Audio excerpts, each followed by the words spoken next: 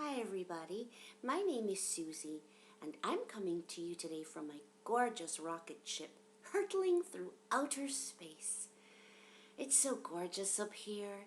The stars are shining and the planets are glowing, and well, the moon is just out of this world. I was thinking though that without the moon and the stars and the planets, outer space would be really dark.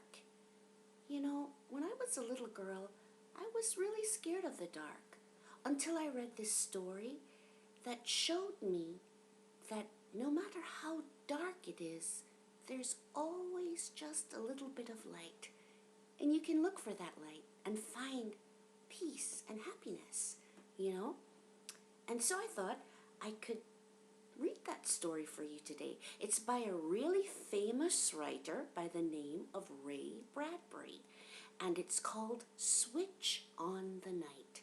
So all I have to do is grab my glasses because it's kind of dark in outer space, and we're all set. And so here it is, Switch on the Night by Ray Bradbury. Once there was a little boy who didn't like the night. He liked lanterns and lamps and torches and tapers and beacons and bonfires and flashlights and flares. But he didn't like the night. You saw him in parlors and pantries and cellars and cupboards and attics and alcoves and shouting in halls. But you never saw him outside in the night. He didn't like light switches at all, because light switches turned off the yellow lamps, the green lamps, the white lamps, the hall lights, the house lights, the lights in all of the rooms. He wouldn't touch a light switch, and he wouldn't go up to play after dark. He was very lonely and unhappy, for he saw from his window the other children playing on the summer night lawns. In and out of the dark and lamplight ran the children, happily. But where was our little boy? Up in his room, with his lanterns and lamps and flashlights and candles and chandeliers, all by himself.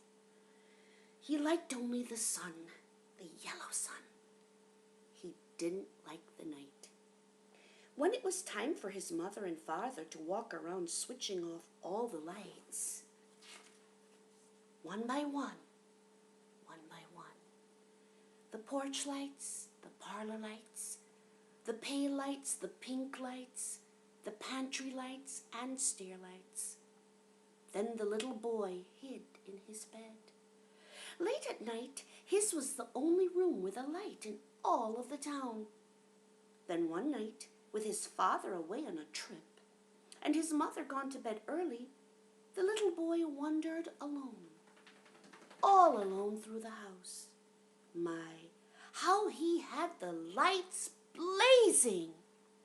The parlor lights, the porch lights, the pantry lights, the pale lights, the pink lights, the hall lights, the kitchen lights, even the attic lights. The house looked as if it was on fire. But still the little boy was alone, while the other children played on the night lawns, laughing far away. All of a sudden, he heard a rap at a window. Something dark was there. A knock at the screen door. Something dark was there. A tap at the back porch. Something dark was there. And all of a sudden, someone said, "Hello." And a little girl stood there in the middle of the white lights, the bright lights, the hall lights, the small lights, the yellow lights, the mellow lights. "My name is Dark," she said.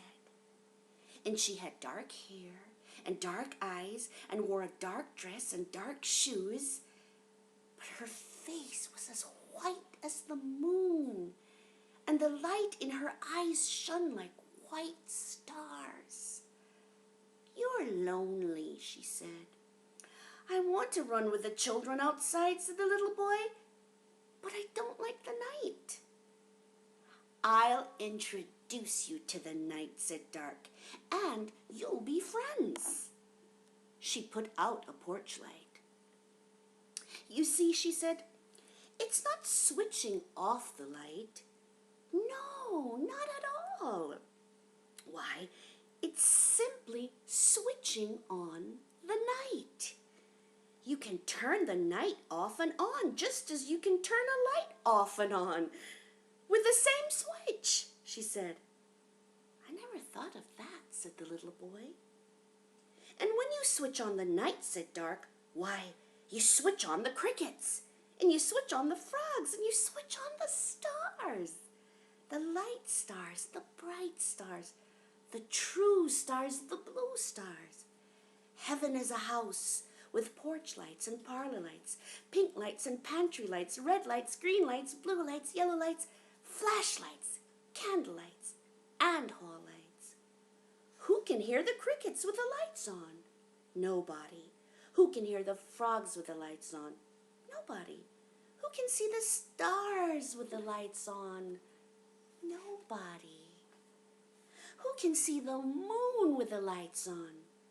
Nobody. Think what you're missing. Have you ever thought of switching on the crickets, switching on the frogs, switching on the stars, and the great big white moon? No, said the little boy. Well, try it, said the Dark. And they did. They climbed up and down stairs, switching on the night, switching on the dark, letting the night live in every room, like a frog or a cricket or a star or a moon. And they switched on the crickets, and they switched on the frogs, and they switched on the white ice cream moon. Oh, I like this, said the little boy, 'cause I can switch on the night always.